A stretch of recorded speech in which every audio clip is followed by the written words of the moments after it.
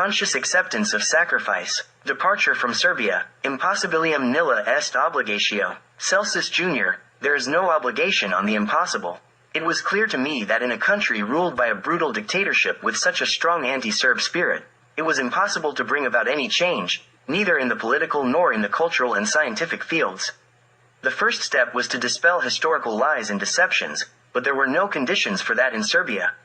There was a lack of scholarly literature, especially ancient writers, which were not available in original or translated versions into the Serbian language. Strict censorship prevailed, and it was not possible to publish anything that contradicted the official doctrine. People were sentenced to years of imprisonment for a single sentence or verse labeled as hostile, which encompassed anything that didn't align with that dictatorship. I had to make a decision: either bow my head, accept everything, and worry about my poor life and survival, losing my national and human dignity while clapping for them even when they kicked me, or fight against all of that. The decision was to fight, even at the cost of losing everything, including my own life. What is one life when it comes to the life of an entire nation? What is one personal career gained through treachery and cowardice? The only solution was to go abroad, where I would find weapons for the fight. I knew that immense difficulties and various hardships awaited me on that path.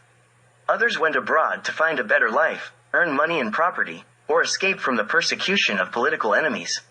I went abroad to fight against the enemies of my nation and, thereby, my own enemies. I considered myself a soldier of the Serbian nation on a special mission, and as such, I had to endure everything and fight to the end. The only direction was heading west, knowing that it was anti-Serb, anti-Orthodox, and anti-Slavic in orientation, but there was no other choice. That west had created and supported the very situation I was fleeing from. Thus, my mission as a soldier of the Serbian nation was significantly burdened. When leaving my homeland, I carried only one book with me, which symbolized my spiritual homeland, Njegos's The Mountain Wreath. After arriving abroad, I contacted my friend Jovan I, who was then the secretary of the Serbian Emigrant Society. When he asked me why I had gone abroad, I told him, to return as a victor.